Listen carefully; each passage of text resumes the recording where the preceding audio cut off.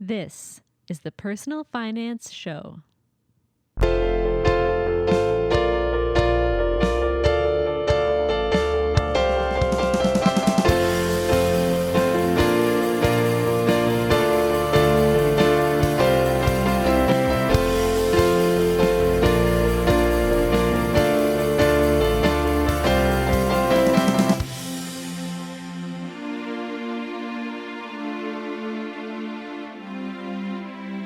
Welcome to episode 14 of the Personal Finance Show. I am your host, Bo Humphreys. Are you one of the lucky ones who has always had a clear picture of what you wanted to do with your life? There are many different names for this part of our life. Job, career, work, what we do for a living. Whatever you call it, it's the thing or things that we do to make money. The ideal situation is that the thing we do every day to make money is also something we enjoy and that aligns with our core values. A core value is something that is important to you. For example, one of my top 10 core values is helping others. So if I'm doing work and the end result of that work doesn't help others in some way, I won't be happy doing that work. You might have heard someone say, "What would you do with your life if money wasn't important?" When you're starting out in the working world, you don't generally have that luxury, so you might take the job that pays you well enough for the skills you have at that moment in time. But most of the time, you don't stay in that job for the rest of your life. Not anymore, anyhow. You might move up in a company or learn more about what you're good at, and eventually you might find out that you want to do something completely different. Some people think that when we change jobs or follow our passions, we're being selfish.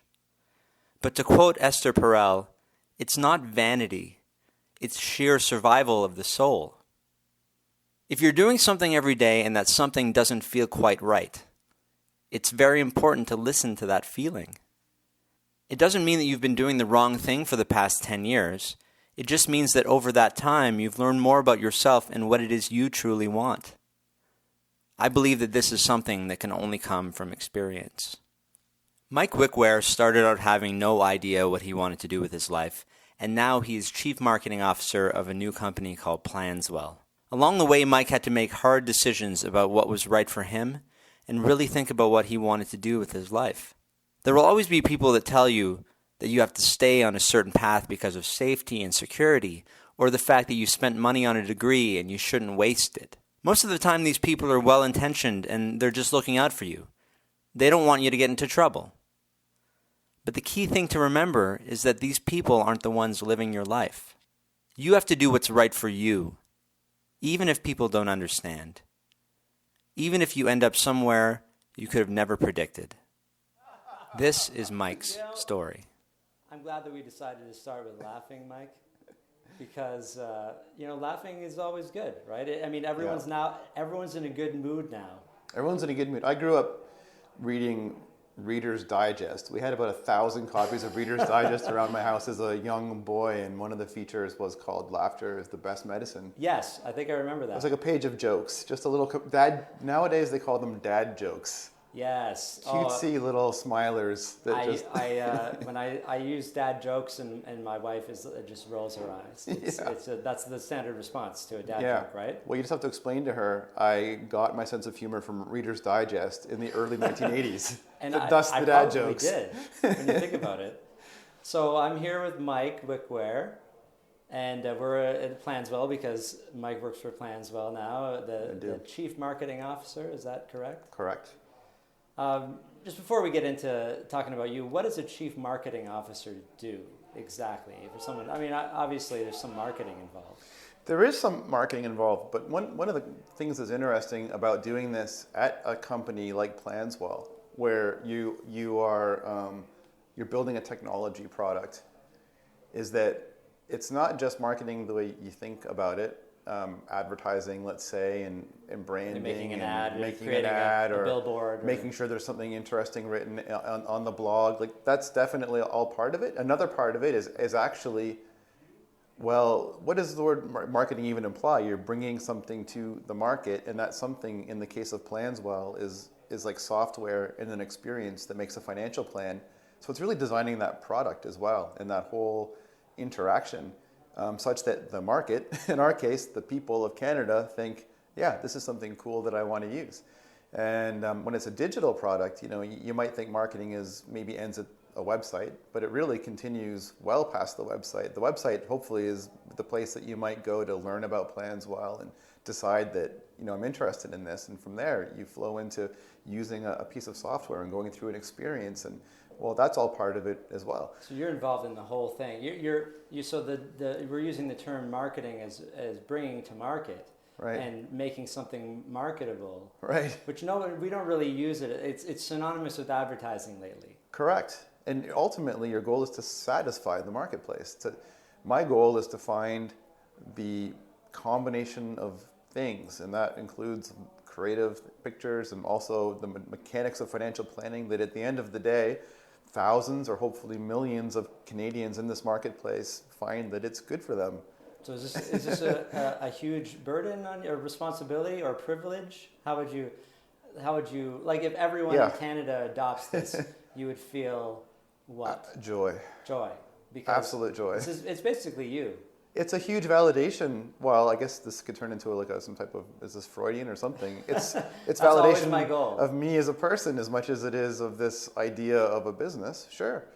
And the thing, about this business in particular, and I imagine we'll talk about some of my previous experiences, is in this case, I feel like we are creating a social good. I believe that if we do it properly, the market will accept it because it actually improves their lives. So if 1 million people used PlansWell, I would feel like I made a measurable improvement in 1 million people's lives. And that, not to, sound overly grandiose, but that would be an amazing life accomplishment. That would be a great validation. And I tend to believe in marketplaces, and I think it would be hard to impact that many people if it wasn't because it was making their lives in some way better. I think that's a great place to start for a product, right? Make someone's life better, or focus on improving or fixing the problem that they have, or and then everything kind of comes from that, right? Yes. As opposed to starting with, I really want to make a lot of money, and coming up with a product to do that, right? If you start with the product or the goal first, and it's a kind or a universally accepted goal, such as helping. Yeah. That's a really good place to start. And we'll talk about PlansWell more later. Yeah. In terms of exactly what it is for those who don't know. But I want to go back to early Mike Wickware. So we're recording this in Financial Literacy Month in November 2017. But this may not air during that time, but that doesn't mean we can't talk about financial literacy. Mm-hmm. I want to know about your history of personal finance in work, but also before you talk about your work, what was the first thing that you learned, or who taught you about personal finance, your own personal finances? Mm-hmm. It was very much a journey of self-discovery for me. I had to figure out, pretty much I got my mom when I was 8 or 9 years old to finally admit that, okay, Santa Claus is not real. And it was a feeling of tremendous disappointment. I wasn't expecting it to start this way, but please go on. It's like, okay, that was when I became a man. Now I got to take care of my finances. Yeah, the mythology of my childhood just officially ended. I got my mom to admit this. So now it's like, oh man, I have to find my way in this world. And I didn't have a ton of guidance. I mean, I had my mom remarried when I was fairly young, and I had an example in my stepfather of like hard work. Okay. And like thrift and like economy and not trying to be conspicuous with your consumption, like being a modest, hardworking person. So I had that as a base. My biological dad was kind of, and maybe a bit like me, kind of a dreamer, kind of a big ideas guy. He went after some big ideas in his life. So I think I had a good mix of like, you can dream big and achieve things that seem a little bit outside of the ordinary bounds. As long as you have a solid base. At the same time, that's it. You got to work hard, and you've got to be realistic, and you've got to be willing to like roll up your sleeves and show grit. So I had a nice basis in that. But really, the way I got involved in the financial industry is I was about 18 years old, and I was supposed to be in school, or at least working at a job, and I was kind of doing neither. I was like a wayward youth. Okay. Hardworking stepdad was like massively not a fan of these life choices I was making. It's like, you need to be doing something. You need to be, so hard work, right? If you're not in school, then you're paying me rent. Like, you need to be showing productive results in life. And it had been going on for a while, a year or two, not a good situation at home. And one of my friends had an older brother who worked at a mutual fund company. So just to set the timeline here, this is the early 90s. And he said, I know a lady who needs some help. She's looking to hire somebody. I could recommend you, but you better not make a fool of me. Like, you better show up and take it seriously. 18. You're at 18. I'm 18 years old. And you're going to go maybe sell mutual funds. Well, I'm just going to go to meet some lady that had a job. I had no understanding. What's a mutual fund? I'm just like, the word mutual fund may not have even been used at this point in the conversation. Just some lady who's hiring somebody. So I said, okay, I'll check it out. And I drove to this office building and went up to the 8th floor, I think it was, and met this lady. Her name was Florence Einhorn. Okay. And she's sitting in this windowless office in the back of some office place, that I'd never seen anything like before. And she said to me, she asked me some questions about myself, and she used this word that I thought was a nice compliment that I'd never probably even heard before. She said, "You seem very astute." I said, "Well, thank you very much, Mrs. Einhorn." She said, "I think you could do this job. Can you start like right now? Can you just stay right now and start working?" And I said, "Oh, my parents will be really happy." Okay, sure. We arranged so many dollars per hour, and I started doing essentially data entry. I had this massive stack of slips of paper. Then each of them said a person's name and an account number and some dollar amount and some number of units that they had bought or sold. And my job was to just machine-like go through this stack of paper and do data entry. You were a computer. I was a pre-computer almost, computer assistant. I sat there doing this for, a little while, days or a couple weeks, and I was looking around and seeing all these guys with nice looking suits. And I noticed some BMWs in the parking lot, and I kind of got friendly with one of the guys. His name was Pierre. And one day I said, "Hey, Pierre, what do we do here? What business are we in exactly? What are you doing? What are these numbers? What are these slips of paper? What is this actually all about?" It wasn't all that well explained to me. He's like, "Well, we're financial advisors. We sell people mutual funds. All these people have their money at the bank and they're earning some token amount of interest, and we show them that if they come and buy mutual funds here, they'll earn much higher returns." And I used to sell photocopiers, he said, and I wasn't making anywhere near the money I make now selling mutual funds. Better, the fees are better, I'm sure. This is a much better business. And I said, okay, well, I didn't, I was kind of directionless, and I thought, well, I've stumbled into something that might be a great career for me, where I get to wear a suit and drive a BMW. So, okay, I'll start to dig into this. And then I did, through correspondence, my mutual fund license course. I did my Canadian securities course, which you need to trade stocks and bonds.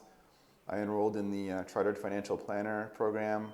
I started doing courses for the Certified Investment Manager designation. I think at the time I thought, well, I'm 18 or 19. I'm going to need a few diplomas on my wall to make this seem just get them all. Make this seem plausible. Yeah, sure. A little bit green, right? Yeah, I was a little bit green. So I went down that path, and then maybe after a year of data entry, I landed a job as an assistant to a financial advisor at Midland Wallen, which was one of the big stockbroker firms. Wow, that name, I haven't heard that name in a while. Is it still around? Midland Wallen was absorbed by Merrill Lynch.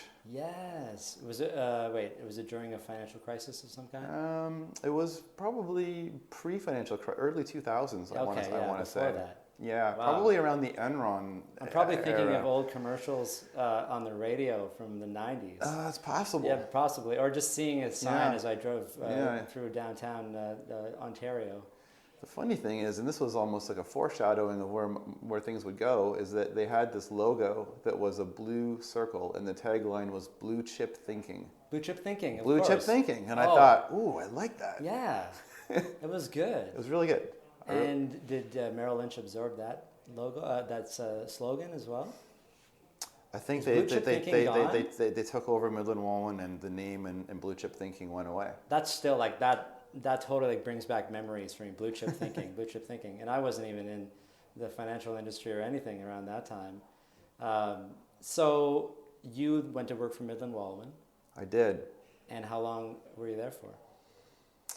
For about a year, I worked supporting 2 financial advisors, and these guys were not quite like the mutual fund salespeople. They were more like stockbrokers. Oh, really? They were more involved in making stock trades and would rely a lot more on the analyst research. And I would help these guys, but I'd also have like lots of time to read tons of analyst research reports, and I was just absorbing all this information about just money and markets. One of the advisors I worked with was a gold bug. There was this cult of guys who gold was $300 or $400 an ounce, and they were just convinced it was going to go back to $1,000. So and they buying were up like as much as they could. Yeah, and they were like these fringe guys. Everyone thought they were crazy, but as you know, gold broke through $2,000 an ounce eventually. The trouble is it took many years, but.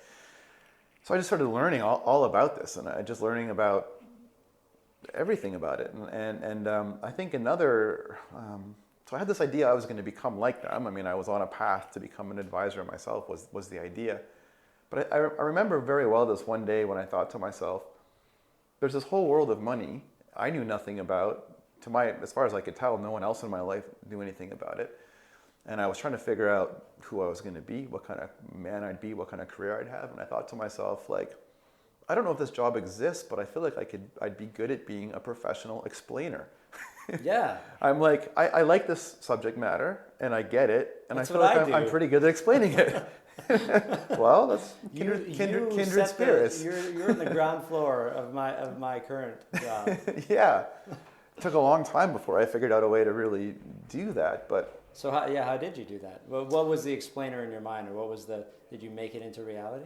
I didn't know at that time what that meant. I did used to imagine, okay, I'm going to start getting clients, and I would actually imagine scenarios where when I sat down with them, I would explain concepts. I guess I thought I would do it in the context of being a financial advisor. Yeah, but better, like really focus on the explaining part and more like teaching maybe. Do the explaining really well. Yeah.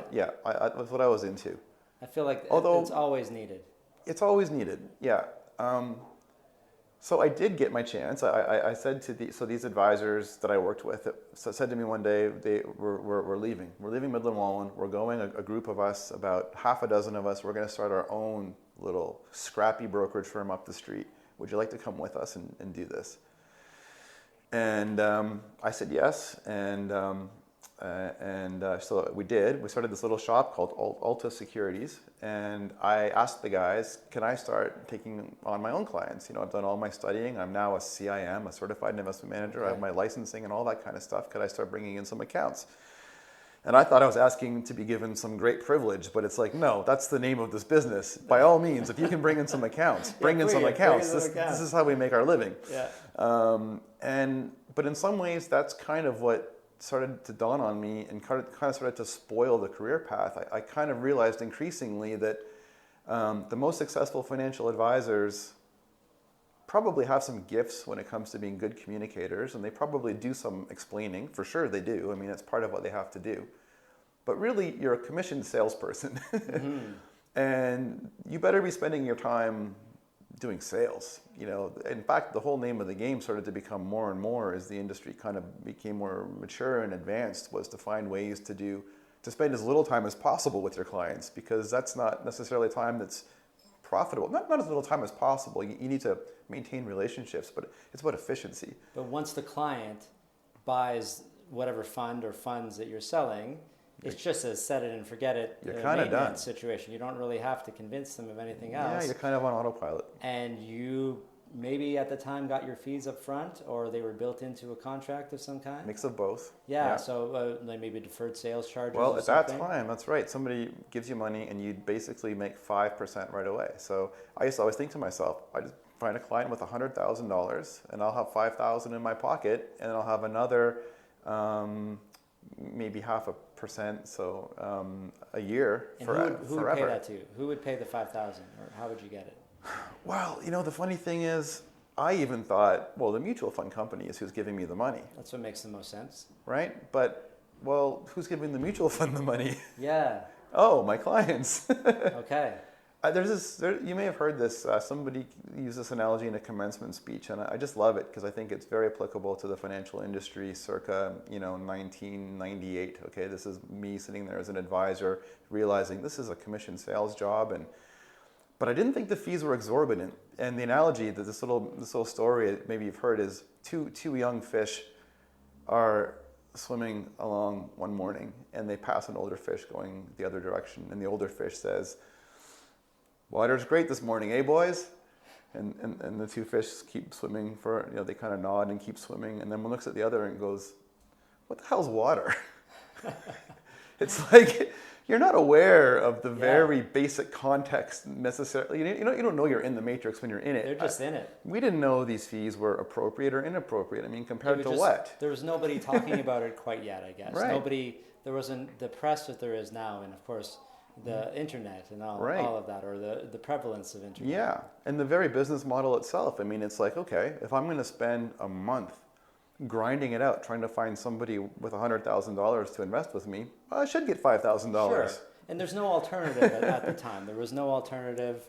There was just mutual funds or your bank account or stocks. If you want to buy, you could have your own brokerage account and try the stock market yourself, try to build your fund better than the fund managers. Correct. Right? These were the options out there, and things like ETFs and online investing, robo-advisors, weren't there. They just didn't exist. They did not. And so, but it was entering your mind that something is off about this. Is that what you were thinking? I was thinking, I have to be honest, at that time I didn't think the industry had a problem. I just thought that it turned out I probably wasn't cut out to be a financial advisor. I wasn't getting to do a lot of my marketing successes as an advisor were by doing some good explaining. I did take a few investments that I had a point of view on and produced some nice materials about it and shared them with people. And I enjoyed that part of it, but realizing that I had this imperative to generate commissions. You wanted to be creative. Day in and day out, month in and month out. I'm like, this is not going to be the right way. Sales is a part of every job, but correct. But you didn't want it to be your primary. Correct. You wanted to be able to create and explain. I like the focus on. I just want to explain things. Yeah, it really was Somebody just let me explain already. Yeah. So what do? I go. Well, little side note. I was also always involved in music, and that was a great creative outlet for me. And I went and sat with my boss in this job, and he saw the look on my face, and I guess maybe the writing was on the wall. He said, I don't think you're. I get that you are. I think he thought I was choosing between pursuing music. That's maybe not the soundest career decision in the world, and being a financial advisor or whatever. He basically said, "Go pursue your muse. I see you don't want to be a financial advisor."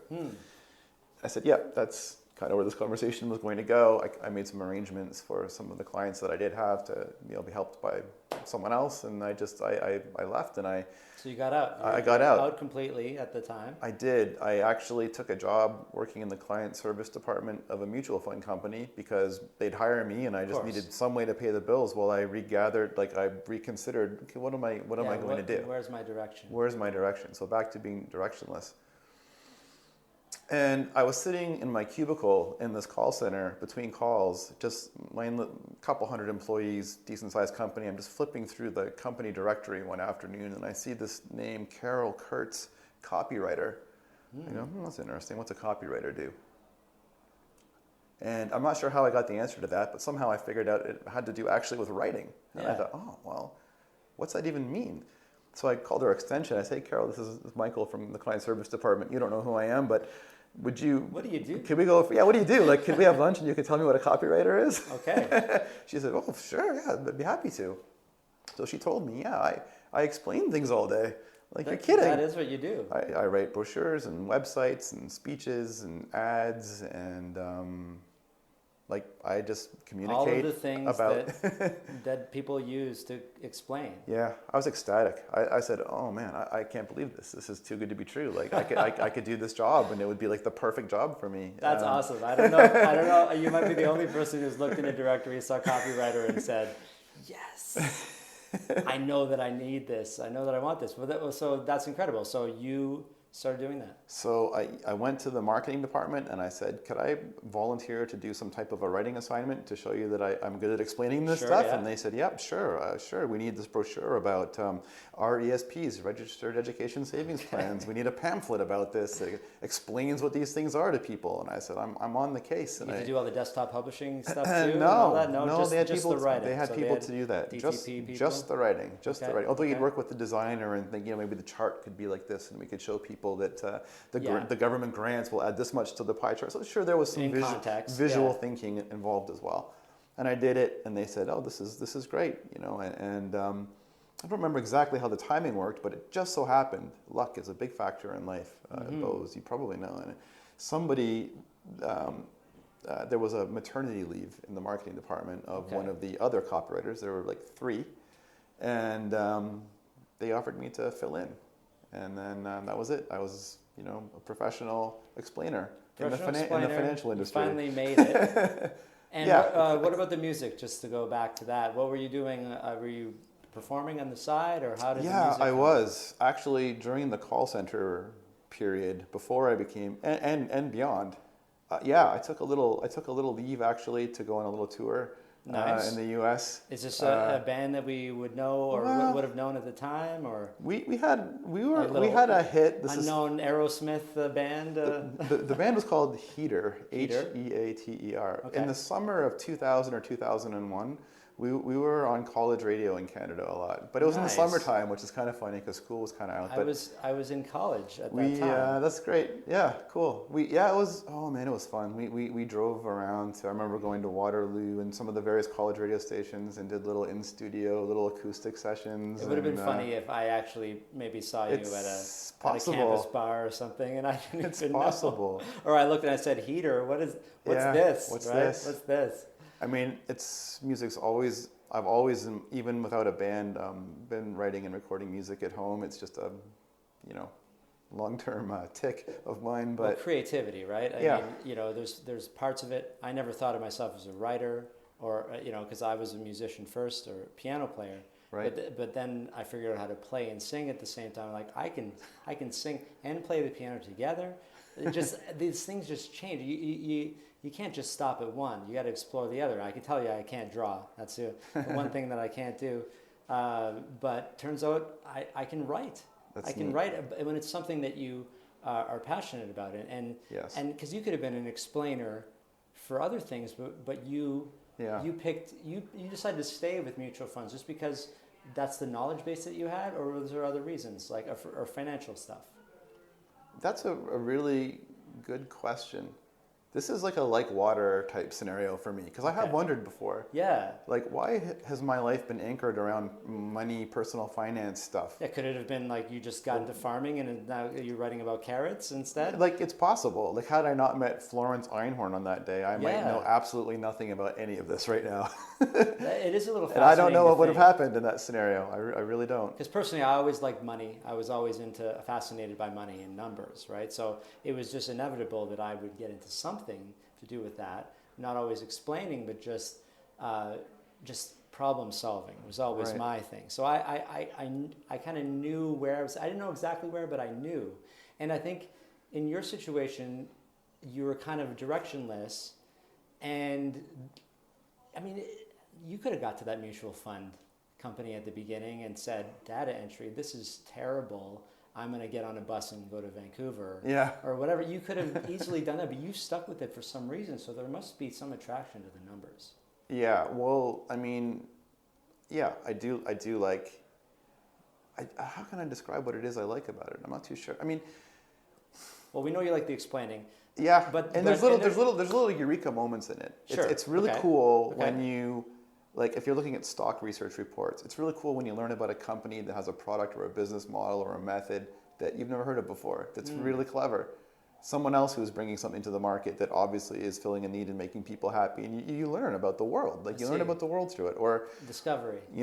If there's some little trick you can do to make yourself go from being kind of poor to being kind of rich, or like just like little tricks that can improve your person. Like, there are lots of little Easter eggs and nuggets and ideas in it. And maybe I feel there's a need to explain it because it's actually quite unfortunate that people are so not aware of it. many dimensions of life are full of people who have opinions. Finance, 90% of people don't even really look at it, never mind have opinions about it. And it affects everybody. And yet it affects everybody. Like not everybody has a mutual fund, but everybody has money. Not everybody's invested or even has a savings account, but it's somewhere. Yeah. They get cash. They got to figure out what to do with it. It's one of the, I don't know, other than the fact that we're all human beings, it's one of the few things that we all share in common, even across borders and everything. Yeah. There's got to, the currency is so old, right? There has to be a way, like, as soon as we left the bartering system and went to a store of value, right? And now we're all the way to cryptocurrency. We could have another thing, a whole new podcast about that.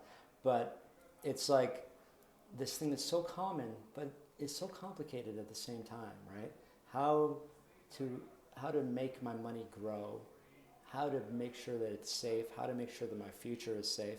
And so you took on the responsibility of trying to explain it in a way that people would understand.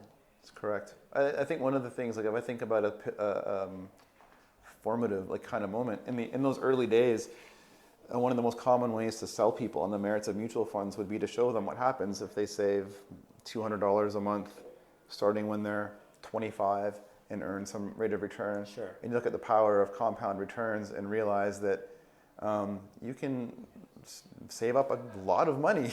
And it doesn't seem, and it's not that hard to do. Yeah. So why aren't 100% of people doing this by default right away? And you don't even get into the conversation about that. If you're paying too many fees, then it'll grow by less. It won't be as much as you want for people who aren't doing anything at all. So you're just trying to get people to get into it. And then, so how long did you do the copywriting for? So I'm working at this mutual fund company doing the copywriting. 9/11 happened when I was at that job. Okay, and then it was maybe by the following spring of 2002, I'd kind of observed a few things that happened at the company where they wanted to step up their explaining and do some advertising, do some marketing, and we brought in a couple of different outside ad agencies. And so one interesting thing, I'm not a psychologist, but this left brain, right brain thing, it seems like a lot of creative people, if you're strong on the creative side of your mind, it's almost like you have even potentially a lower aptitude for this money stuff. Sure. I just observed this in this agency people that try as we might, they just weren't doing all that great a job of understandanding the concepts and the subject matter. It also applies to doctors as well. Right. Unfortunately. Is that true? Yes. Doctors are stereotypically bad with money. And I think it's more about your mind is obsessed or focused on something else. It's way complex. Yeah. And you understand that. Right. Why would you have the brain power? So you're an artist. You can create these awesome things. You can make music. Why would you understand personal finance? So the same applies to anything that's heavy, anything that's a profession, right? Right. So you were noticing that this was, they need more explaining? They need help getting this job. And fair play, by the way, it's true. I'm an awful surgeon, so it's exactly. And I don't expect you to be a good surgeon. Yeah. So I'm like, we were getting pretty frustrated trying to work with these external agencies to, it was sometimes things like understanding from a regulatory point of view what you can and can't say. It was also understanding the mechanics of investments and taxes and how they work, and they just weren't doing a great job. So I kind of realized that this is a bit of a niche skill. Like if you can communicate effectively and you understand the subject matter, maybe this is like a gap in the marketplace. Maybe this is something that the world needs. And you're bridging the gap. Started kind of calling around and talking to a couple other companies in the financial industry and kind of validating that, this is like a known problem. There's a bit of an explainer crisis, a lack of good explainers on the subject matter, and maybe the whole financial industry was wringing their hands a bit like, why can't we get people to understand and embrace this more? Why aren't they doing what they should do for their own financial benefit? Everyone wanted to solve this problem. So, and I had a friend in sales at the mutual fund company who would say to me, hey, buddy, you got to get out of here, man. You kind of got a good thing. You're good at this thing. I had a pretty good reputation around the company. Like, I know you want to go and do something still kind of more like independent, more entrepreneurial. So I said to my employer, what if I just continued to do a lot of what I do now, but I did it like on a freelance basis? Sure. And they didn't love the idea, but they liked working with me, so they said yes, which was a massive leg up to help me get started and go out and be an independent person. And then I called all the various financial industry people I had met in my several years of working at that point, and everyone else I'd ever met, and said, this is what I'm doing now. I'm going to be a copywriter to the financial industry. I'm going to help companies solve this problem and do marketing and advertising and communicating on this subject matter. And it started to just go really well. It was fantastic. In the first few years, I think I had 30 different companies that had hired me for projects of various sizes. And that friend of mine who was in sales, who encouraged me to leave my job, we'd stayed in touch all along. And at that point, by 2006, I had 30 clients, and I'd been staying in touch over the past five years with my friend. And he said, I think, we talked about, should he come and join me? Could this become like an agency? Could this become like a company? And he could kind of help run the business and be a rainmaker. I could keep focusing on the explaining. And so we did. We partnered up in 2006, named the agency, not that creatively after myself, Wickware Communications. It does kind of sound like a software company. Yeah, and no one else has that name. That's pretty much for sure. Or a candle company. Or a candle company. If there's such a thing as candle software. Right. Or people have said like Wicker. Isn't that an insult? Like a basket weaving course? It's kind of like interesting. Professor People Wickware. went all the way there, eh? Basket weaving 101. And then so you had to explain that it was not that. I had to explain that. We became partners and kept running with it. And yeah, there were a lot of companies that needed help trying to get some of these concepts across, and we started to hire people and build a bricks and mortar company. And so your partner, did he take over the sales? Pretty much. So I say he, was it a he? He. Yes. Yeah. And because what's funny is, even though you might not have felt cut out for mutual fund sales, you're selling yourself, right? I think we're all good at selling something we believe in. So you're selling the explaining service. Yeah. But even then, that meant you were doing less explaining. Yes. Or less creating of explanations. So bringing in the partner was a good move. Yeah, and a subtle distinction too. I don't know if this is a value to anyone to hear this, but as much as I believed in all the principles of doing the right things with your money, I had a few times as a financial advisor when somebody said to me, well, why did this happen in the market? Or why did this mutual fund manager do or not do something? And I thought, well, I don't exactly know the answer to that. And that doesn't give you as much confidence to sell as knowing that something that you totally own and know. I can account for myself. I know the work that I do will be good, and if it's not for any reason, I can correct it. I'm in control, and I can sell that with a lot of confidence. When you're selling, I found in selling something that I couldn't totally be accountable for the quality of the product. It's kind of tough because it's like, well, I don't know. Yeah, I think, the mutual fund didn't do very well. I don't know what to say though. That's a little bit beyond my control. Well, that's one of the hardest things for financial advisors to explain, is it not? Right. When something, because everyone loves to promise green pastures in the future, but we all know that there's ups and downs in the market, and if somebody decides to say join your become a client of yours just before an economic downturn, right? That it almost you become a therapist, almost a psychologist, trying to explain to them, this is what happens, this is the timing, just sit through it. Yes. And so you're right, you don't have any control over, but you do have control over the products you create to help people try to sell their own products, right? And that's what you were doing. Yeah, I viewed my job as, you have to be a little bit agnostic, and my job was to understand whether it was an asset manager or an insurance company or a mutual fund company, or someone in that space. What do you do? Like, who are you, and what do you do well? What do you want people to understand about what you do? And I became pretty good at helping them put that story across in a way that was sound and relatable and understandable. Because you figured it out about yourself first, right? It's true. Who are you? Well, I mean, we're all working on who are you, right? I mean, it's a loaded question, but what do I do well? Right? Yeah. What do I? And I think what we're told is you do what you know and what you spend a lot of time learning. So you have all of these financial designations, and it's not like you're completely removed from it, but you're not doing the stuff that was on the securities course. No. Right? You don't need that. I'm sure it's an asset, especially when you were first trying to get business. People trust that you know what you're talking about, and you can translate and explain for them. But how did you ever have a situation where you were like, should I just keep doing this because I work so hard? Should I keep like being in the mutual fund biz? Like do these letters, did I waste my time? You ever have any regrets or anything about that? Not necessarily regrets, but just thoughts that, or maybe everyone's telling you, oh, well, like if you get a law degree, you should practice law, right? No. The only person who almost, I love my brother dearly, but he's the person who seemed the most disappointed that I wasn't going to continue to be a financial advisor. He thought, you were some like wayward 18-year-old loser. Then you became a financial advisor, and the family, like a chorus of applause. Yes, he's gonna turn out okay. And now you're gonna walk away from that. That's crazy.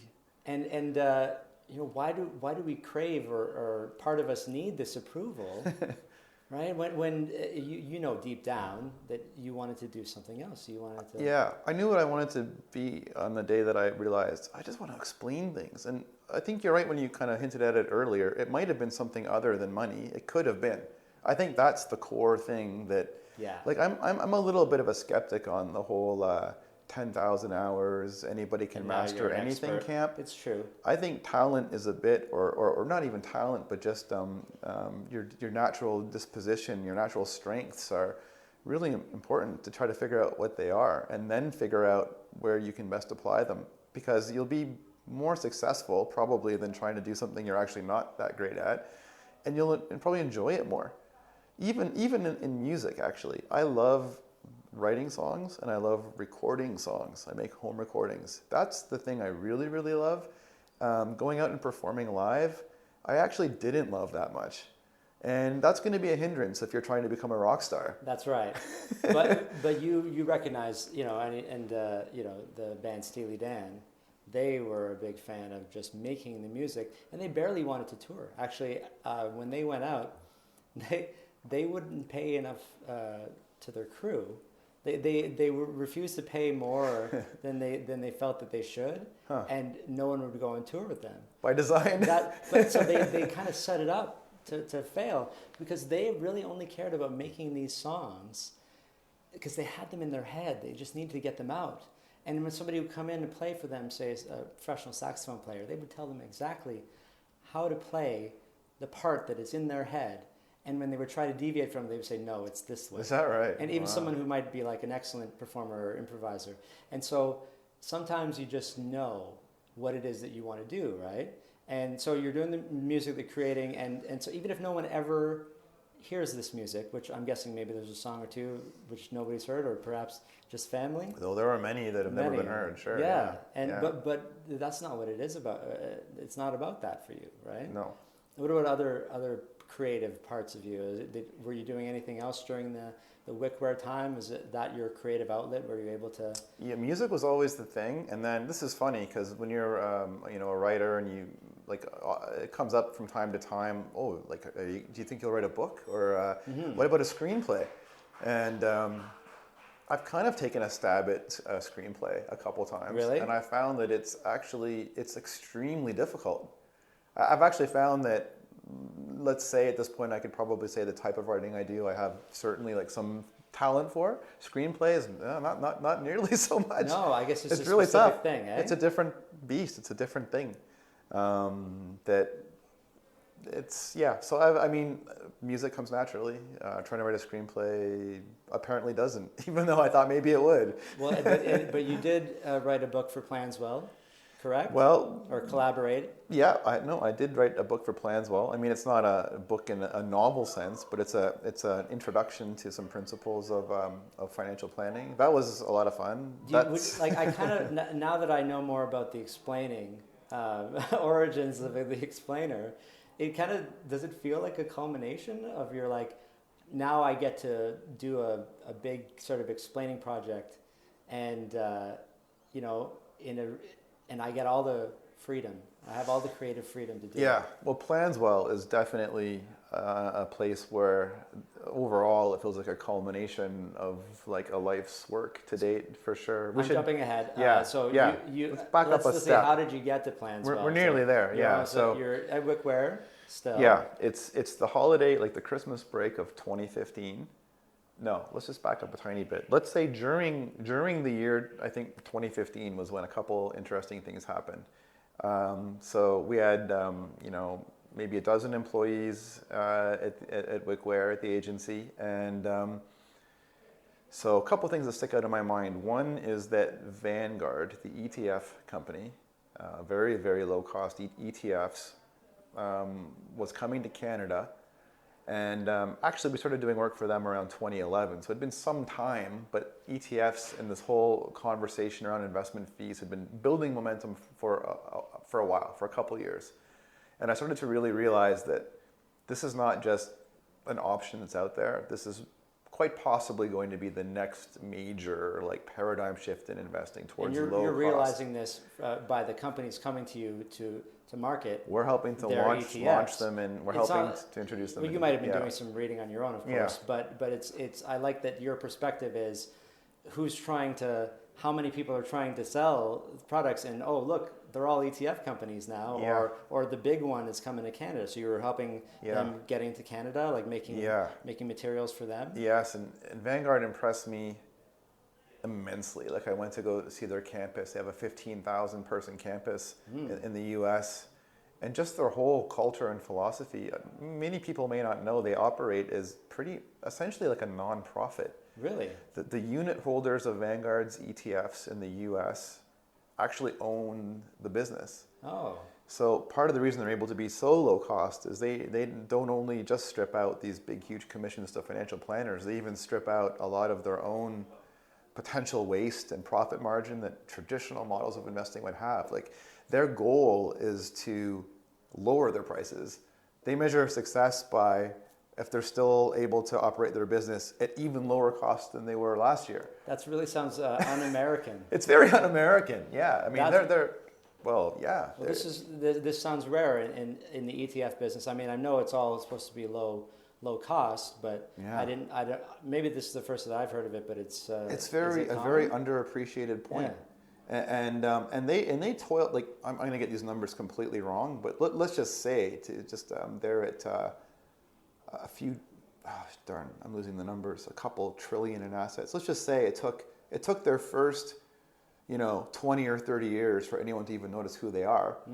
And then in the past 10 years, they become, I believe, the second largest asset manager on the planet because, there were a few external factors that I think contributed to that. We had the financial crisis, and we had a world where, when I first started in the mutual fund business, we would talk about 12 and 15% a year returns. Now we're talking about 4 and 5 and 6% returns. Mm-hmm. So if the fees are a couple percent, before it was just kind of a detail. A couple of percent, who cares? It really we're making so much money. Right? Now it's like, wait a minute, how much are these fees? I'm losing inflation. A third of my money to fees. And then inflation. And what's the other factor that I often think about? Just lower returns, focus on fees.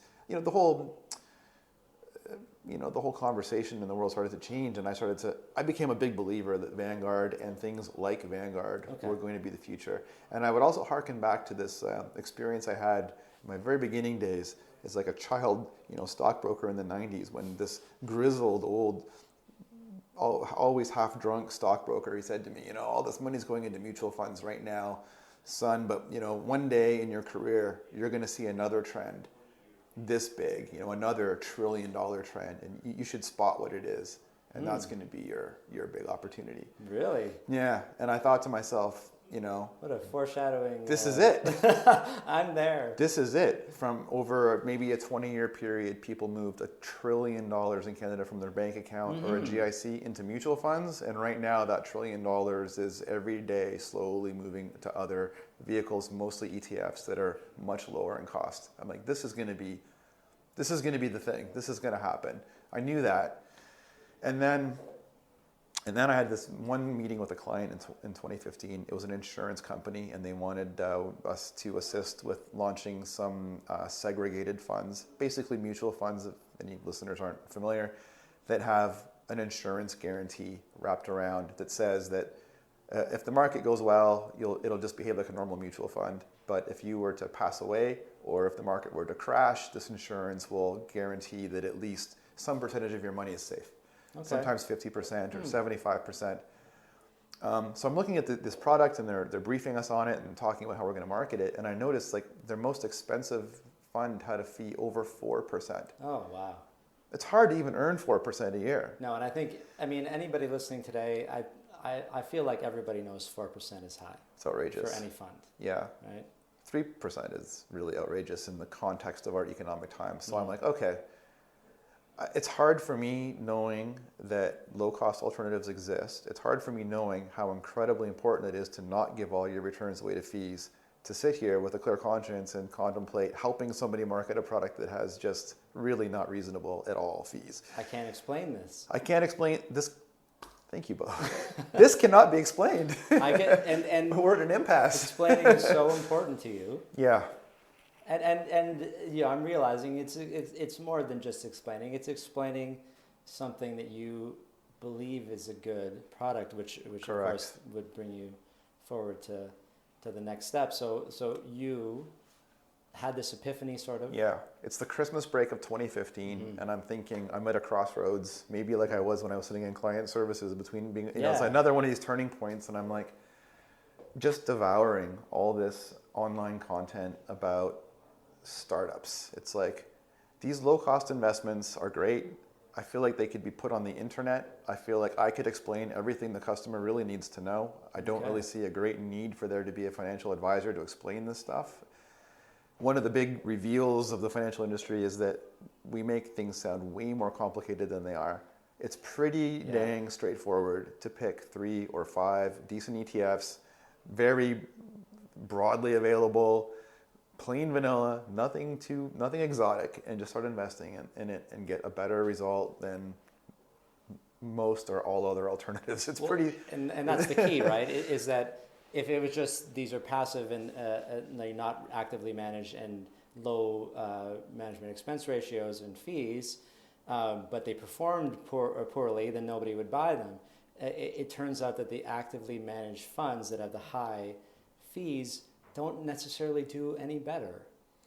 And there was data being amassed about this over the years, and finally enough to make people understand that it wasn't worth the extra fees. Correct. One of the, and you might think that that's playing around with statistics, or you might think, well, maybe that's just a recent effect, or you could try to talk yourself out of that. But one of the ways that I find helps people appreciate this a bit is that when a stock is bought or sold on the stock market, there's a buyer and a seller. There are two parties that have decided to exchange a share at some price, and essentially the person buying thinks that's the right thing to do, and the person selling thinks that's the right thing to do. Only one of them can be right. This stock is going to rise or fall in value. That's true.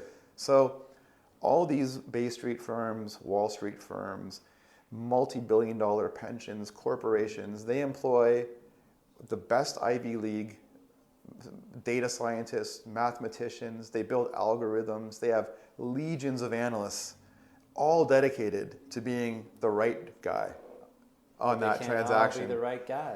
It's impossible. It becomes, the stock market is not like Vegas. It is a thing that goes up and has value over time. But trying to pick who's going to win, that is like Vegas. That's true. In terms of individual. Over time, you're going to be right about half the time. It's just going to average out. You can't have all of this intellectual firepower all trying to outsmart each other and really believe that any one group will prevail over any period of time. Over time, we kind of all end up with roughly the same returns. And that's kind of the idea behind passive investing.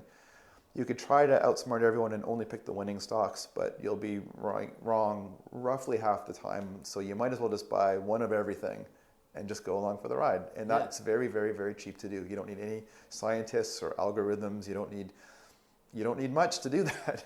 It's really quite amazing. So all that noise kind of just tends to cancel out. And unfortunately, a lot of people still feel that a financial advisor's job or your job as an investor is to somehow outsmart the whole world and win, but it doesn't actually work that way. It's a bad place to start, right? It's just about getting, well, I mean, we should start with what are your goals for money, and we can have a whole other conversation about that. But so you have this epiphany, you make a decision at this point? Well, at that point, the only decision I made was I started to work on an idea for a fintech company. I was going to call the idea Marshmallow. Okay. Based on this... Veronica Mars, are you a fan? No. This comes from a 1970s experiment at Stanford. Okay. Where they put a kid in a room with a plate with a marshmallow on it. Yes. I would say to the kid, I'm going to leave the room right now. When I come back in a few minutes, if this marshmallow is still here, you'll get a second marshmallow.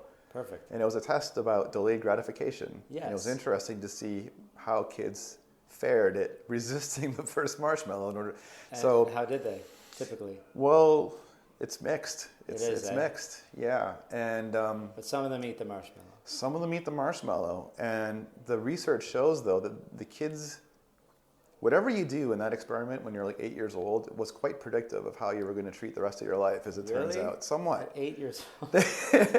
They found a correlation. They found the kids who were able to wait for the second marshmallow had better economic outcomes, more post-secondary education, healthier body weight, all kinds of outcomes in adulthood that seem to be correlated. I mean, we all know that being able to set a goal and work towards it with discipline is pretty important to achieve things in life. So this is a microcosm of that. So my idea was an idea that other people have developed since then a little bit. I thought, I just kind of wanted to use some behavioral insights to help people make a little bit better decisions now. So I don't know if it's been a while since I've thought about this. I don't know if I'll explain it all that well, but let's suppose you had the Marshmallow app, the theoretical Marshmallow app, and you were out making a purchasing decision. You were thinking about buying a coffee at Starbucks, let's say. It was going to cost $3. You could look at that as $3. If you buy a coffee with it, it is just $3 that vanished. Or you could look at what that $3 will become in 10 years, 20 years, 30 years. So it's kind of like, do you want the coffee now or do you want $1,000 later? I believe this is what Warren Buffett does with everything. Right. Which is why he can't bear to part with any of his stingy. money. Because he's like, oh, I can't buy that hamburger. That hamburger's worth $80,000. Right. And sure, I mean, like, in moderation, please, right? I mean, have the hamburger, though, you got billions, but, that aside. So Marshmallow was going to tell you this, and you would make the choice with a little bit of extra explaining. There was a matrix of about 6 of those types of little insights that would be able to nudge you in the moment. Mm-hmm. Go ahead and buy the coffee if you want, but if you don't, you could tell the app, invest that $3 for me instead. I like it. And then you could potentially, people don't want to talk about how much money they earn, how much money they have. These are taboo subjects. So you wouldn't say, I just invested $3. That's kind of not a very braggable thing anyway. But you could say, I just put $1,000 in my marshmallow just went up by $1,000. You could talk about money in its future terms of its future value. So the marshmallow would be a future value. Would be like the future value. The second marshmallow is what you get. Future you. Future me made $1,000. Future me made $1,000. And you could talk about that because it's non-specific. It doesn't reveal too much about your personal finances. And I thought partly one of the things I wanted to achieve out of it was creating some way or some context that people could actually talk about money brag about it on social media. I mean, you brag about what you did at the gym or what you cooked in the kitchen. You never brag about having made a good financial decision. It's just not sexy. It's just not talked about. It's too revealing. A lot of reasons. It's like, how can we find ways that people can do it? Well, people feel judged if they haven't done it, right? People That's feel what it really judged. comes down to. We've made this stigma. I mean, the first question I asked when everyone did the Planswell podcast was, what if there was a situation where you had a project at school and you were 15 and you had to get your parents to do a financial plan with you? Right. And the whole idea of talking about that is it makes everyone uncomfortable. Right. And why? Like, I know why. I just wish it wasn't so, because people wouldn't get into financial trouble as much as they do, because they could talk to, like, I did a whole video on payday loans, and if you just talk to your landlord and say, hey, I'm not going to be able to get rent this time, can I have a couple of weeks? Maybe the landlord will say yes. But because you don't feel like you can do that, you go get a payday loan. And now you're in this cycle. Wow. And that kind of thing, it all just comes down to what you're talking about. There's no dialogue. So you're trying to do something, which is the only way you're going to get the foot in the door with Marshmallow. Yeah. And so did it just stay in concept mode, or did you develop it? Yeah, so I thought, I've got this agency I'm running all day. I'm going to start a side project to explore this. And I went to a couple of, I discovered over this holiday break, I'm like, okay, there's this whole methodology around how you can build a startup. There's this whole idea about how to bootstrap an idea and all this kind of stuff. And there's also this community, a tech community in Toronto. So I signed up for a couple of fintech meetups and events, and Nice. I know I learned that, okay, well, one thing I'm going to need is a technical person who could actually help me stitch this together. I was kind of doing the legwork to learn about the regulatory issues that would be involved. I was working on this on the side. And then through my exploring the fintech community early in 2016, I met our CEO, Eric Arnold.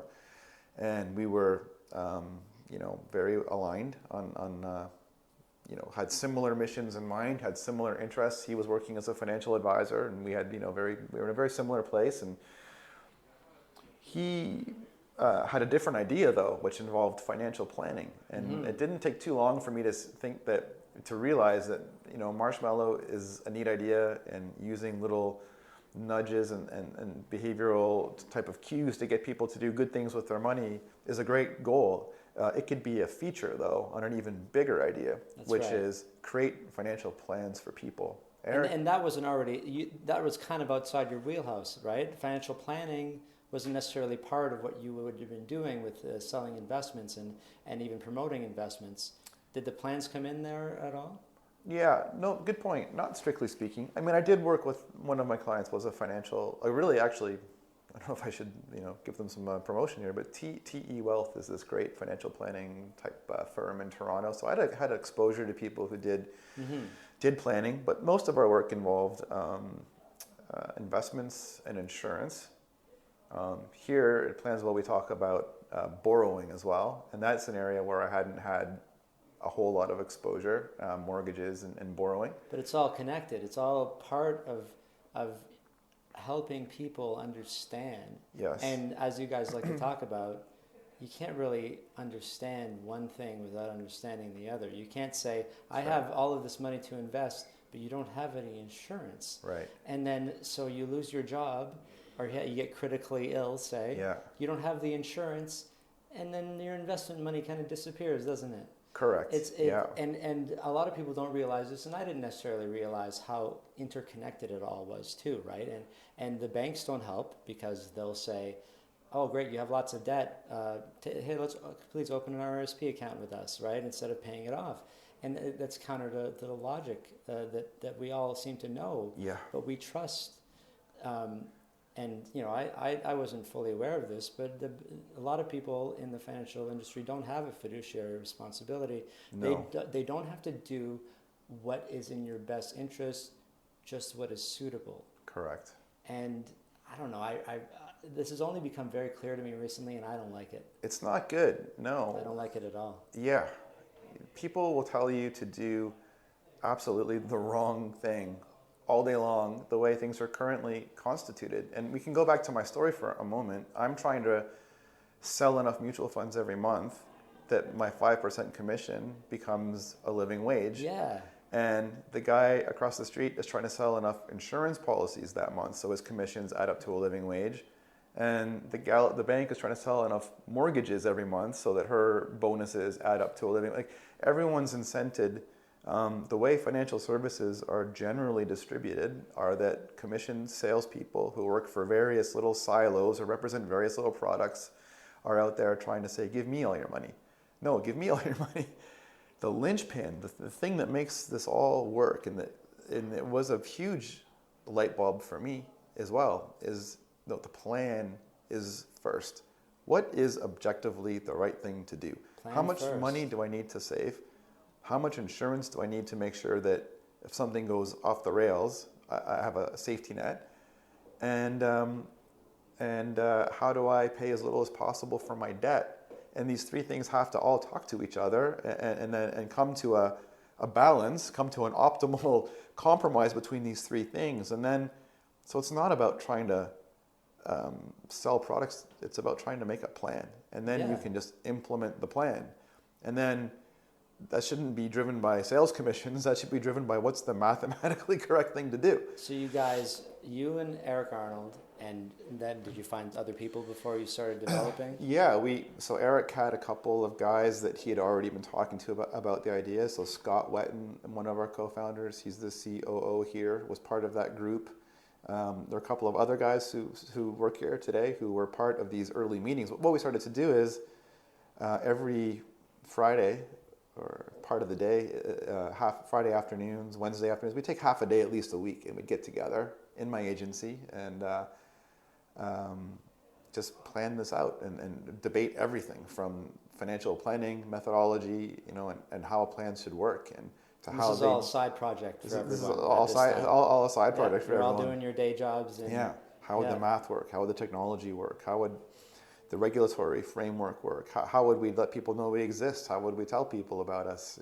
How would we take? That's your job. That's my job. How would we take somebody from never having heard of us to learning about these ideas and communicating this stuff and creating a plan and having a way to implement it?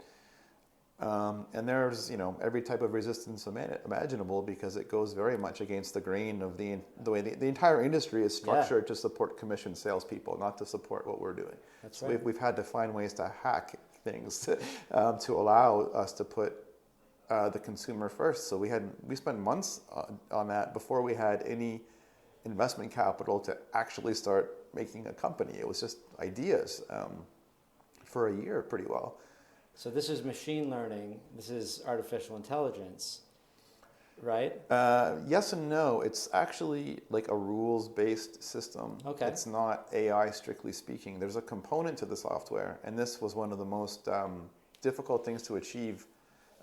It's called an expert system. And this was, when expert systems were the state of the art, it was like the AI of its day, maybe of like the 90s. But now there's different terms for all of these things. The art is advancing. Yeah, we kind of have a roadmap where we see how more and more components of what we do can be AI based. But for now, it made sense to, so I'll explain the expert system. You can get only so far with a rules-based system to do a financial plan. Where it gets tricky is most people's plans will not just resolve perfectly at the first pass. Something might have to give. Like you might have to consider saving a little more. You might have to consider retiring a bit later. You might have to consider working part-time in retirement. You might have to think of using some home equity, or maybe reducing your lifestyle a bit. There's a lot of little tweaks and compromises, many factors you can take to adjust a plan so that it looks like something you feel good about. Well, that often gets solved traditionally by a financial planner who's a human being who can be like, Bo, I know you have this freelance gig you do on the side and you love it, so let's just assume you're going to keep doing that after 65. Sound good? Type it into the Great. financial planning Your software. plan works now. Yeah. But you over there, you just can't wait to stop working, and so you might think about trying to find an extra $100 a month now. I don't know, whatever it is, you're going to find different ways to help people resolve their plans. So how do you build a system that can accommodate all of this? That's the expert system. That's the piece of what we've built that is has a the whole thing. There are multiple patents that we've applied for, but that's the thing that almost was like the toughest nut to crack. How do you have a system that can suggest some of these compromises and make some inferences and help everybody ideally get to a place where, even if they're behind the eight ball financially in life, we can get them to a place where there's a workable plan. Yeah. So yeah. Because they shouldn't be excluded no. from the service of financial planning. It shouldn't just be for the wealthy or people with money. You should be able to help anybody. So I'm glad you said that. Financial planning, this will sound like a pat little thing to say, but it's true. It's most often offered to the people who don't actually need it. When you can afford to pay the fees for a planner, it probably means you've got more than enough money. You're good. If you pay a little extra 1% or 2%, it's probably not going to make a difference. But to the people with $10,000, it does make a big difference. It makes a huge difference. About 1% of Canadians have $1 million. So, the millionaire class is truly about a 1% slice of Canada. And most of the financial industry is fixated on fighting over that 1% and virtually ignoring the other 99%. Mostly because the model is set up that's how they're going to be able to pay their bills and feed their families, is those millionaires, because they're not going to get paid money doing it otherwise. Correct. But you guys needed to change that. Yeah. And it sounds like this expert system is like one of the first things like this, especially for financial planning. I mean, as far as we can tell, it's the first. It is the first. And only. Yeah. And so resistance, you must have run up against, other than the systemic stuff, people saying you're going to replace me with a computer. Yeah. The financial planners would say. Yeah. The financial planners, I don't know. I find it's interesting. A lot of the sort of veterans of the industry who see what we're doing have a mixed reaction. Early on, when it was just an idea, and even before Eric even met me, he actually might have started this idea even sooner, but he was completely shut down by people who said, what you're describing is what banks do. You can't build a bank. Are you crazy? Yeah. And he was like, I don't know, maybe I'm crazy. And Sounds like a challenge. He just kind of shelved it for a couple of years. That's actually part of the early story. And then when we met up, it kind of was, we reignited the idea because it started to appear that no, people are actually starting. You could start investing online through robo-advisors. There was the beginnings of change were starting to happen. And then we realized it won't be easy, but you can do this. It can be done. And some of it is very leading edge, absolutely. What kept you guys going, though? Like, what? I'm sure there was opportunities to just shut it all down and say, this is just a frivolous, or just a pipe dream, which people have done probably in the last 10 years. Well, it's not feasible. Can't do it. Yeah. One of the things that kept us going was running experiments, some advertising, and asking people, like, do you want a financial plan in so many words? Okay. And finding out, yes, in droves, they actually did. Everybody wants it. Everyone wants it. They can't get it because, as you said, if you've got $10,000 and if you're going to need some insurance that's going to cost $29 a month, there's no financial advisor it's worth their while. But those people need and want those things. So we want, my advice to people in general who are contemplating a new business is I say, don't fall in love with your solution, fall in love with the problem first. Make sure it really is a problem that people want to satisfy. Yes. We could have spent, millions building the most incredible financial planning software only to find out that no one cared. That's a mistake that unfortunately, there are too many entrepreneurial journeys that end with that harsh realization. Yeah, it's true. We first were like, no, this is definitely something people want. We've proven it. We've spoken to these people. We've done it at small scale, doing problem interviews, just talking to people about their experiences with financial services and what they wish could be different or better. And they were telling us things that very much aligned with what we thought the answer should be. So we're like, there's no doubt if we are able to fulfill the need, if we're able to execute this and make this possible for people, they will want it. So that's what has made it unthinkable to stop. We have to figure out a way to do it. Someone has to, and we've come this far. Someone's got to do it. So when did you make the decision that, well, all of you, I guess, maybe was it simultaneous? We're all gonna leave our current jobs, and some people didn't. I know Scott was probably one of the last ones, maybe one of the last ones. I'm not sure. Oh yeah, the last. And now he lives in the closet. Correct. That's completely That's another different story. podcast. But Yeah. you come on over to Plansville, you can see what I'm talking about. And eventually everyone decided to make this their full-time thing. And how long did that take? Yeah. You said that you got the first funding in the summer. Yeah, we got our first funding. Actually, we spent our first investor dollar in May of 2016. And by September, or even actually by August, just a couple months into it, I knew that I had set myself on a crash course with destiny. Like, I can't have a foot in two different worlds. And to be totally honest with you, it's such a big life change. And for a minute there, I thought it would be possible to still do what I did with my agency and also be a big part of Planswell. It didn't take long to realize that was a completely unrealistic idea.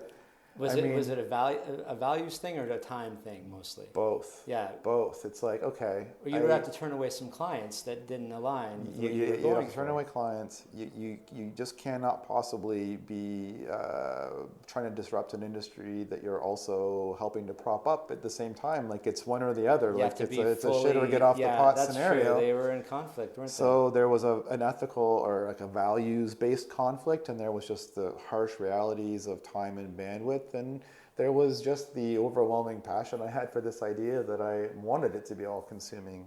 This is not at all, for nobody here is this a halfway proposition. Like, we are all in. Everybody. And wanted to be. And it was a very, I was almost numb in a way, or shocking to tell my staff, to tell our clients that we're going to be winding up the agency. It actually ended up continuing. One of our very amazing key people in the agency, Stevie Crozier, kind of renamed the agency Listen Communications and continued on and continues to work with some of our former clients and has added some awesome new ones. And so there was an okay ending for everybody, but it was still pretty felt not catastrophic, but it was pretty jarring to spend 10 years. What was your name? With my name on the door of this company. 15 years and 10 with a staff and all this infrastructure, and then shift gears and pivot to something completely different. But it had to be that way. There was no other way to do it, and I think it's worked out. So you basically are responsible for building, as we talked about at the beginning, which it seems like it was days ago, at the beginning of this podcast. Are we running long here? No, not running long. Edit ruthlessly, bud. I really because we've gone through your whole life as I wanted to, but it just seems like there were so many things that happened. That from when we talked about marketability and your job to make this and bring it to market, and so now. It is to market, is it not? Or is it almost you're almost at the point of like really publicly allowing everybody in, are you not? Yeah, we started in July of this year, 2017. We were at a point where the technology and the infrastructure and all the parts were in place enough to start.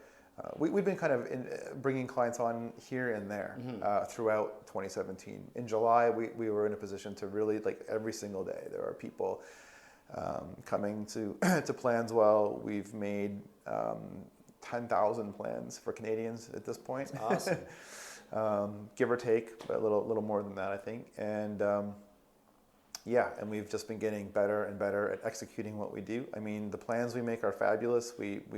But we need to be in a place where, let's say, many more thousands of Canadians come calling on us in the near term. We need to make sure we can give everyone a great experience. We can serve everybody and do a great job. So we've just been building the conditions to be able to do that. And so right now where are we? In late November, we're weeks away from taking down our wait list. The reason we've had a wait list is just so that we can't end up with an unmanageable amount of demand. You don't want someone to fill out a plan and then have nowhere to go with it because everyone's busy with other plans. Because and we did a whole podcast with the Planswell crew, so you can find out more about the details there. But we can but briefly, it's people fill out the plan online, and then they talk to you guys about it. Because as you said before, you're never going to have a complete plan built by the system. It's always going to need a little bit of tweaking. And not only that, this is just the first iteration of the plan. You want them to come back and revisit it every 6 months. That's right. Yeah, absolutely. As well as obviously, work on the implementation. If not, with you, or if they have other ideas with others, but mostly you guys are ready to help them make the right decisions based on what the plan says. Correct. Yeah. And it takes about 3 minutes to get a plan that is almost all the way there, almost all perfect, except for, like you said, you probably have some personal details that require some customization. It almost seems impossible to get a perfect plan. Yeah. And I don't know if you would want to believe that the machine can make the perfect plan for you without having a little bit of discussion Correct. about it, right? And I think that's the idea. That's the idea. But it does all of the groundwork that would take a financial planner. How much have you equated the amount of hours of time that the machine does in 3 minutes? Yeah, I mean, Eric really got to study some high-level financial planners when he was an advisor and learned a lot from that experience. And it's like 40 hours of work for a human generally to go through a series of meetings and information gathering and questionnaires and using software to create plans. So that we've got that 40 hours down to, it's like 3 minutes to get to be able to see your plan. Then you can chat with us and customize it or tweak it up a little bit. And we want to speak to everybody because that's part of how we'll make this better and better and better is learning from client feedback. And then you can implement the plan with us if you wish. And the main takeaway, I think, should be that plan is going to be the only plan that maybe anywhere in the world that is based on mathematically making the most of your money, optimizing it. It has nothing to do with an agenda to sell a certain thing. It's not going to say buy this many because Planswell gets a commission. It'll say, you have this money to invest, and then Planswell can help you invest it. But just make sure you invest it somewhere. Just invest it somewhere. Pay off your debt and get some insurance. And it's going to have all this, and you're not forced to implement it. No. You have the information at your disposal, and then you can decide what to do. Follow the plan. Just follow the plan. Just follow the plan. Because the plan is, like you said, it's mathematical. It's not some person trying to convince you to do one thing or another. That's right. Nobody at Planswell is compensated in any way based on what you do or don't buy or how what you buy or how much you buy. There's not a commissioned incentive for anybody to try to force you into any decision. And another thing I'll just say on this quick that's different is I feel like even when I hear you read this back to me, I think, but I don't have a lot of money or I don't want a plan to tell me that I have to come up with a whole bunch of money that I don't have. That I'll never pay my credit cards That off. won't happen. We look at the budget as it is. We look at the money that you currently spend on your lifestyle, your hobbies, your interests, your fun. We don't touch that money. That's yours. Sometimes we use the expression we're a crystal ball company. We're not here to tell you have to stop drinking so many lattes, but we can tell you if you do drink, assuming you do drink lattes, this is how things are going to work out for you. Mm-hmm. And if you decide, oh man, maybe I should cut back on the lattes, we can show you what a difference that would make. That's right. But we're not here to tell you that you're overspending or you need to stop doing something you enjoy doing. It's just telling you what's the best you can do with what you've got. And if you want to make changes and then see how that changes your plan, feel free. You can remake your plan every day if you want. if you want. if you want. And so I think this is we've come full circle, I feel, from, I was really wanted to hear your story because I really want to know how people end up where they are. And I think what it does is it might enable people who are in a situation where they're just, I'm sitting here selling stuff I don't want to sell, or I'm not getting to explain or create, if we replace the word explain with create, or whatever it is you want to do, you're not doing it. Yeah. We'll figure out a way to do it. Yeah. And then everything just kind of, it goes from there. Everything, it's, make the leap. Correct. Because otherwise we're never going to make things better. And you guys just sat around talking about stuff, and now it's a reality. Yeah. And it's kind of crazy when you think about it. It's an incredible feeling that I would wish everybody to have. Yeah. If you've got some vision of something that you think should exist and it aligns with what you're good at doing and you like doing, you have to take the risk and do it. Perfect. I can't say anything else. Thanks, Mike. I really appreciate it. And, planswell.com, right? That's correct. Awesome. And you can go and you get a free copy of Mike's book, the book that you wrote for Planswell. You still get that? Yeah, the Feel Better About Your Money book. Great. Illustrated by someone from the UK? Tamara, actually, who's from Serbia, Serbia. Incredible overseas artist. Who does amazing work. All of the illustrations and art that you see on our website or in our book, it's her work. And it's just the illustrations just make everything fun and accessible, and I really like that. So, planswell.com, Mike Wickware. Thanks for telling your story. Thank you, Bo. And for being on the show. My pleasure. And that's episode 14 of the Personal Finance Show. If you'd like to find out more about Planswell, just head to planswell.com. If you decide to build a free financial plan, please let the Plan Pro know that you heard about Planswell through the Personal Finance Show, or go to my link, teamplanswell.com/Bo. That's teamplanswell.com/BEAU. Next week on the show, I have Randy Cass, founder and CEO of Nest Wealth. If you enjoy listening to the Personal Finance Show, please show your support by subscribing and leaving a review on iTunes or on your favorite podcast app. No time for a review?